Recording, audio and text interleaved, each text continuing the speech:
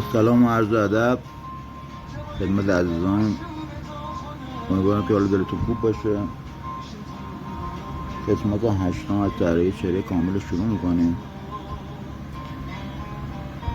تو قسمت 7 کاملا تا اینجا توضیح دادیم. بچه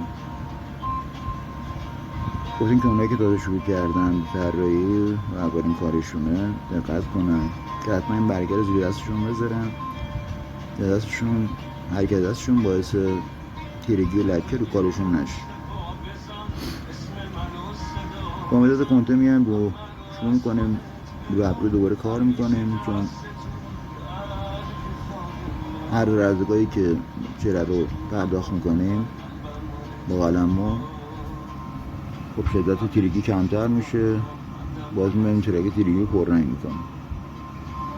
هرچی که میبینید کمرنگ شده رو با کنته میشه پررنگ کنید که از اون درجه رنگ دلخواهتونه کمتر نشه.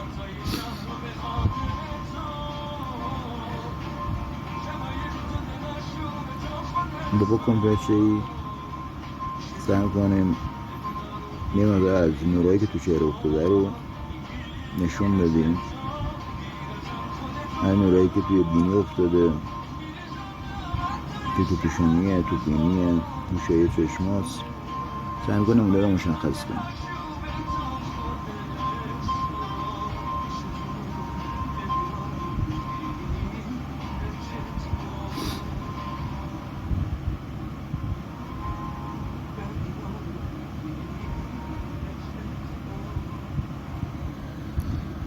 نورایی که الان داریم میندازیم میشه سعی کنیم نورا رو حتی به انتهای چهره که میرسیم انجام بدیم، یعنی تمام کارو کرده باشیم دیگه انتهای کاری که میخواد کار تمام بشه تهتون در بیاد نورا رو اضافه میکنیم. چون هم اول که اضافه کنیم باید بشون جای دیگر کار کنیم از تیرگی اون نور کم بشه.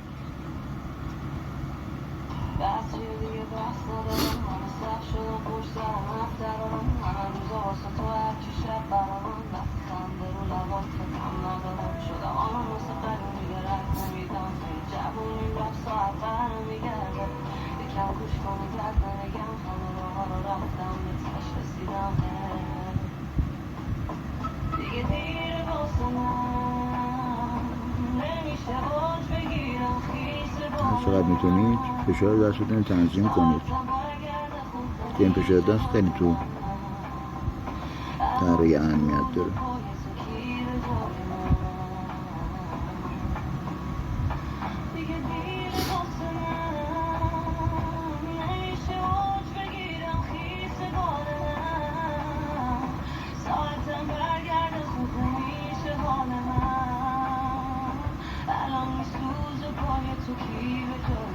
نوری که توی عینک افتاده و شیشه خود عینک سعی می‌کنم اول تیرگی عینک رو در بیاریم، بعد نور رو بندازیم تو شیشه‌ش.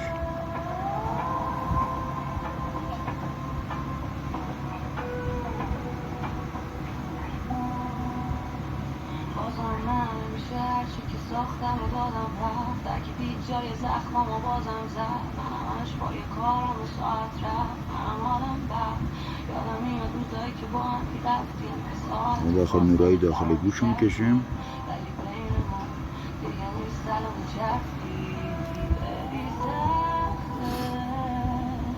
نورای داخل گوش با کمپرچه‌ای خیلی فشار دست کم با فشار کم کم رو نورای اضافه کنیم.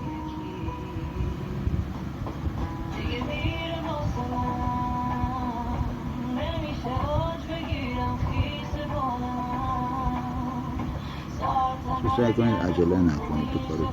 اگه میخواین کارتون تمیز در بیاد سعی کنید عجله تو کارتون نکنید.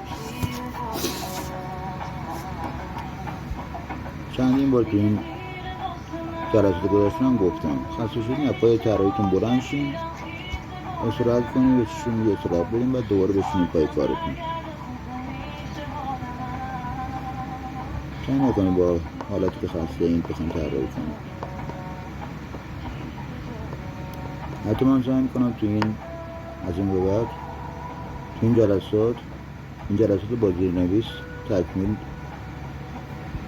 ارائه بدم خدمتتون که اگر ناشنوا محترم یا بین بچه ها هستن که نابینایی هم مثلا که میخوام بشنون تو دادن من نگاه کنم. من خواهی که میخوام بدون صدا بشنون حداقل زیرنویس داشته باشن که بتونم متوجه باشن که چه کاری دارن انجام میشه. که همون دو سوتی بدیم که سوتی هم داریم تو این جلسه. سوتیه دیگه حتی که اعتماد داره باشه نه یکی عظیم. خب هر لحظه که کارتون انجام بدین سعی کنید با طرحتون مقایسه کنید. حتی شده یه خط میکشین برگردیم به طرحتون نگاه کنید. سعی کنید این خط مشابه خطش توی طرحتون باشه. همین شباهت‌های کوچیک که عکستون شبیه تر میاره.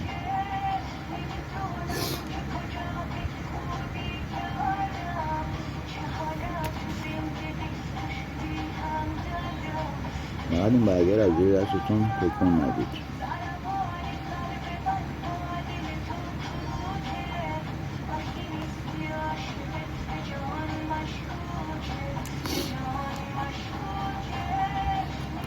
بچه کامنت یادتون نره فراموش نشه. اگر پیشنهادی انتقادی چیزی دارین حتما بگین. سعی میکنم تحت تاثیر قرار بدم. ناراحت نمیشم هر کی بالاخره یک نظری دارم نظرتون رو بگین. اگه درخواستی دارین یا مدل‌های دیگه خواستین که من انجام بدم آموزش بدم بهتون بگم حتما بهم بگین. سعی میکنم تا اونجا که در توانم باشه به پیشنهاداتون درخواستاتون جواب داده باشه. اومدیم تو این کانال با هم دیگه طراحی رو یاد بگیریم، تمرین کنیم، با هم دیگه جلو بریم، با هم دیگه پیشرفت کنیم تو این طراحی.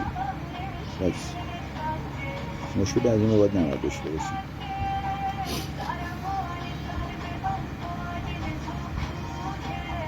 اگه شما هم مشکلی چیزی تو کارم همینه داشته باید تو کارم همینه حتما بهم بگید.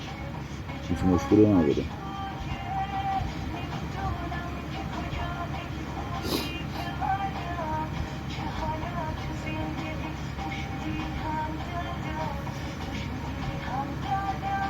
من جلسه دیگه بیشتر از این طراحی نمونده تا این چهره کامل شه. با امید خود این چهره که تموم شه بریم سراغ چهره بعدی. همینطور پشت سر هم دیگه هر چهره که تموم بشه با هم بریم دنبال چهره بعدی. سعی می‌کنیم با هم پیشرفت کنیم، با هم جلوتر بریم، با هم چهره رو کار کنیم. بعضی از من گفته بودن که چهره ما رو بکشین جلو. اونایی که میخوان چهره‌هاشون کشیده بشه لطف کنن چهره‌هاشون رو برام بفرستن. یکی از اونها رو انتخاب میکنیم که جلسات بعدی سعی می‌کنیم استفاده کنیم.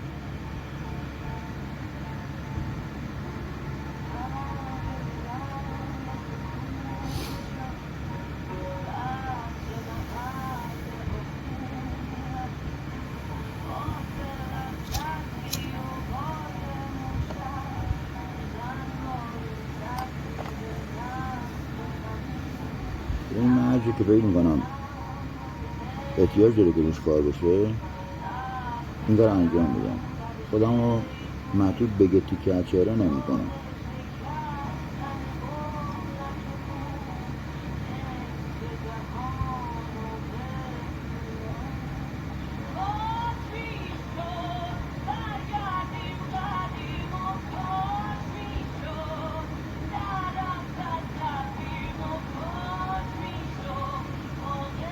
حالا اون قسمت از موهای بالای سر رو که نور افتاده توش رو به کمک پاکن دارم انجام میدیم تا اینکه اون نورا رو اضافه کنیم.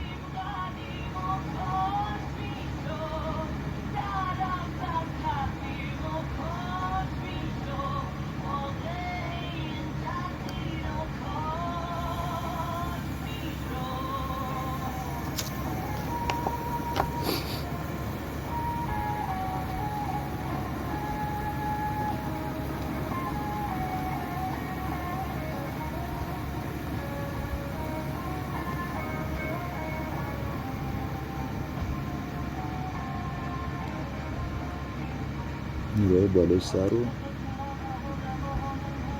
اضافه میکنیم با پاکن پرشه‌ای. اگر سفیدشون کم بود سعی میکنیم با پاکن با همین کار انجام بدیم با پاکن شارژی.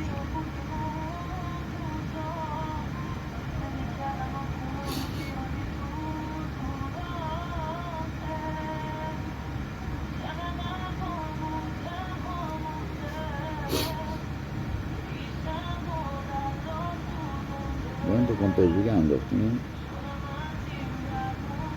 بعد دوباره برمیگردیم با قلمون جای پاکن رو سعی میکنیم محو کنیم که معلوم نشه که این خط افتاده بعدا افتاده شده.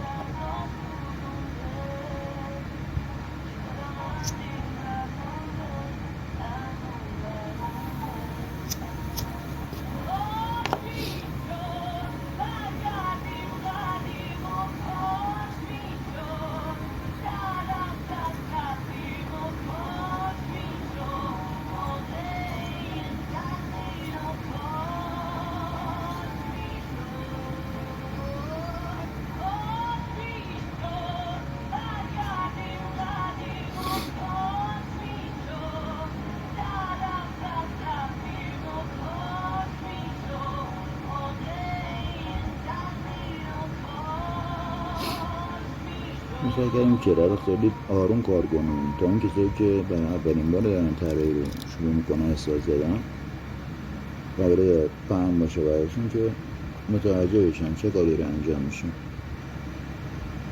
برای من خب برای من بخواستم طراحی مثلا جمع کنم شاید خود با یکی دو جلسه این طراحی جمع میشد. بیشتر سعی کردیم آیسته و یواش کار کنیم که ما که تازه اومدن تو طراحی به مشکل بر نخورم. پس همینه که جلسه طولانی تر شده. همین الان با مداد HB تارای ریزمون رو اضافه کنم. ببینید الان با چند تا مداد توی این کار شد، با کنته کار شد، با HB کار شد، با B6 کار شد، با پاکن پرشه‌ای کار شد، با پاکن شارژی کار شد، با اتود کار شد. ببین پس با یه مداد این موها جمع نشده. حتی با گرد زغال جمع شد، پودر زغال جمع شد. این موها که میبینیم این کار روش انجام شده. این برای کسایی که از این جلسه به مجموعه ما پیوستن اضافه شدن.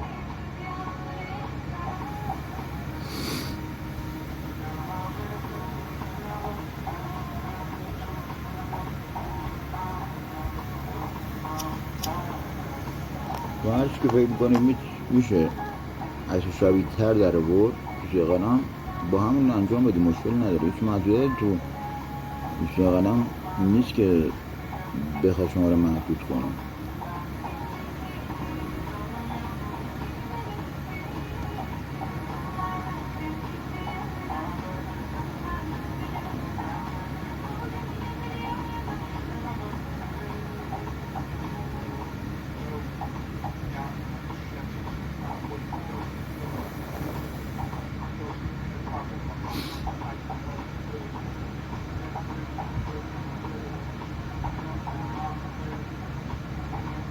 این طراحی همین داشتن حوصله‌اش مد نظره که حوصله باید داشته باشیم. حوصله نداشته باشیم مثلا این کسایی که بی‌حوصله‌ان سریع از این هنر زده میشن. این هنریه که باید حوصله داشته باشیم، حوصله به خرج بدیم.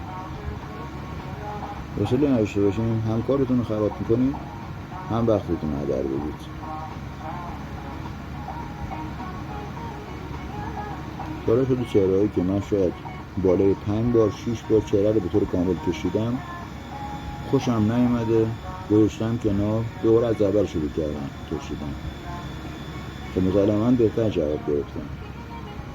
ولی خب تا اون چهره نشه که من خودم مد نظرم، خودم خوشم بیاد ازش، از کارم مطمئن باشین دست بر نمیدارم. انقدر میکشم اون چهره رو تا به اون حد و نصابی که خودم راضی میشم برسم. پای نباشه که با یه طراحی اولیه شما بخواین چون شبیه نشده یا بعد یه ذره شبیه شده یا بعد شده دست بکشین، بعد ادامه بدین.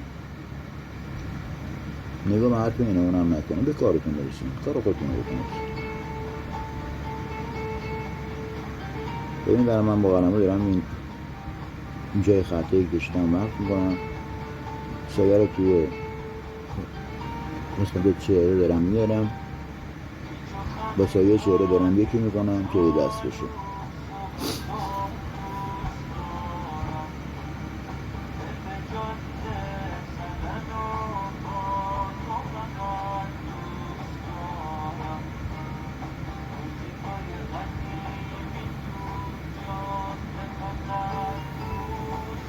سعی کنیم بهتون همیشه تیزی باشه. این تیز بودن مداد من تو همه جلسات گفتم.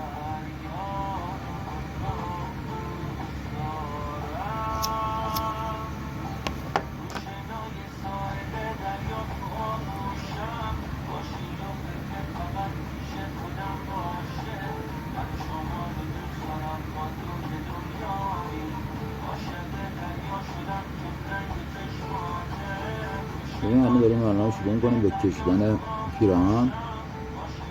خب اصلا بعضی پیراهن اصلا یه مبحث دیگه است، یه مبحثیه که احتیاج داره چند جلسه رو همین مبحث پیراهن کشیدن لباس کار کنیم.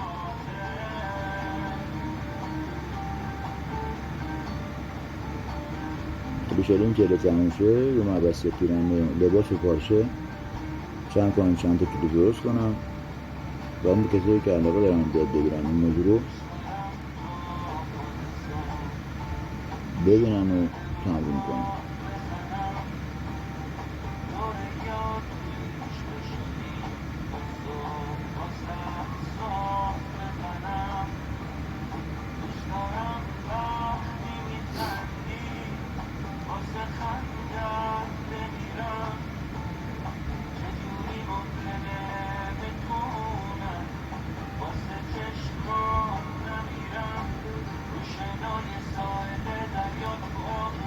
خطای تیره لباس رو سعی می‌کنیم بکنیم که اول بنزیم، بعد با قلم و سایه های خود لباس رو در می‌بریم، بعد با پاکن و پاکن شارژی سعی می‌کنیم نوری که تو لباس افتاده رو به طور کامل در بیاریم که لباس رو تمام کنیم. الان حدوداً 80% از چهره این چهره کامل شده و همونده دیگه لباس رو پیراهنش رو در بیاریم به دست رسید که مشکل تمام کلا چهره تمام شد که سعی می‌کنیم تو این 1-2 جلسه آخر همه رو تمامی که بود جلسه تمامش کنیم، به گفتمون تمام شد.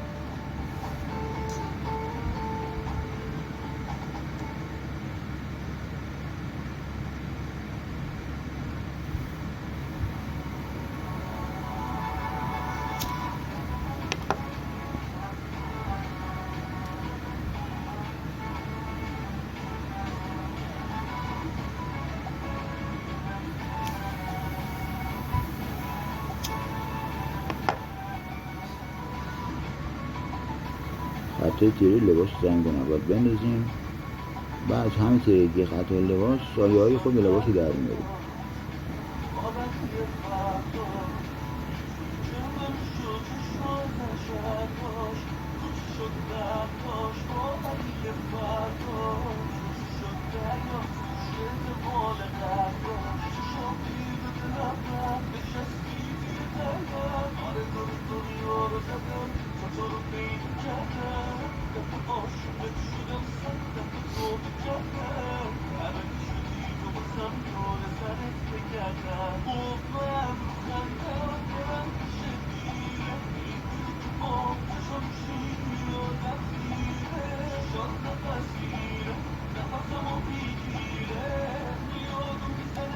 سعی کنید از پوزیشن ها تو کارتون استفاده کنید، از محفظه ها سعی کنید استفاده کنید، چون کارهایی که محفظه میشه جوابی که از محفظه بگیریم بهش مداد نمیتونید بگیرید.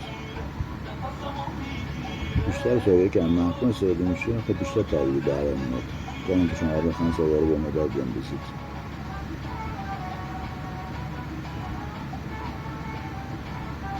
میگم هر این نقاش یه روش واسه خودش داره دیگه. حالا منم این روش ها من در آوردیه دارم انجام میدم، کاری به روش کسی دیگه هم ندارم. این روش که خودم میدونم جواب میاره دارم انجام میدم. شاید این روش منو کسی دیگه قبول نداشته باشم.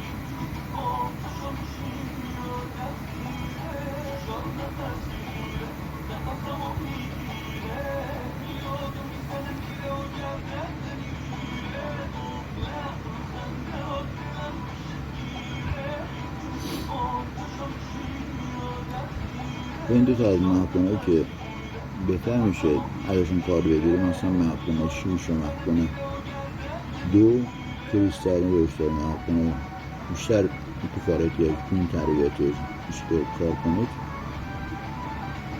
باید همشه داشته باشیم. حتی تو این از این تغییر دیگه محکمه پاتی نگاه میتونی پیدا کنید و بخریم. ولی خب من بیشتر به کاغذ درست میکنم اندازه که دلم میخواد. من دیگه بزرگ باشه کلا پشت شماره‌اش همه اندازه درست میکنم با کاغذ باطله. کارت درست کردن محکمم تو درس قبلی توضیح دادم که چجوری میتونید درست کنید.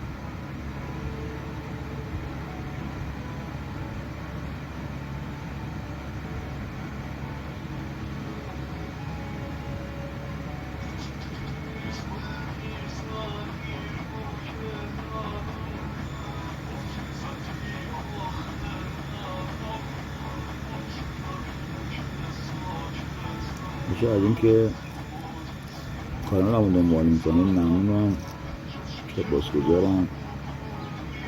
کامنتتون فراموش نشه، لایکتون فراموش نشه. این جلسات رو آموزش سیف کنید، بعدا به دردتون میخوره حتما. ما رو لایک کنید، سیف داشته باشیم. این زنگوله یوتیوب هم فعال کنید که کارهای جدیدمون که حاضر میشه به شما اطلاع داده باشه. کانال سابسکرایب کنید. از این که همراهی میکنید ممنونم. امیدوارم که بتونم با این آموزش رو با این کلیپ رو حداقل کمک کرده باشم تو یادگیری طراحیتون. امیدوارم که از این آموزش به ذاتی کانال داشته باشم. بچه یواش یواش داریم به پایان قسمت 8 میرسیم. سعی می‌کنیم قسمت 8 جلسه 8 رو تو همین مقطع تموم کنیم، به پایان برسونیم و برای الباقی قسمت نقاشی که سعی می‌کنیم دو جلسه دیگه دستتون تمامش کنیم. تمام موضوعات این چهره کامل رو تو همین 3 جلسه همین چهره رو تمام کنیم.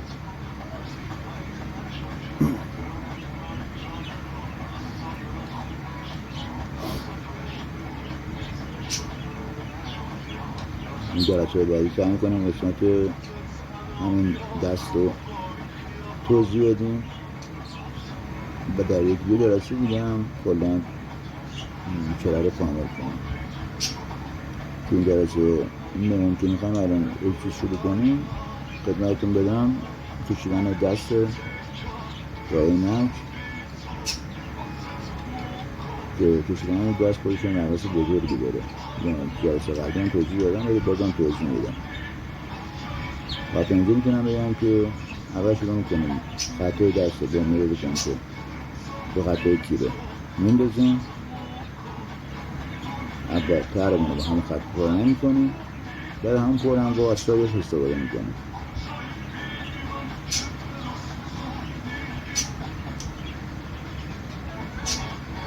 قسمت رو میکنم قسمت دست رو دیگه توضیح ندارم که این جلسه برای قسمت دست یه جلسه دیگه بذاریم که کاملا راجع به اون موضوع توضیح بدم بهتون که چجوری کشیده میشه، چجوری کار میکنیم، چجوری سایه دسته میذاریم، چجوری سعی میکنیم طبیعی درش بیاریم.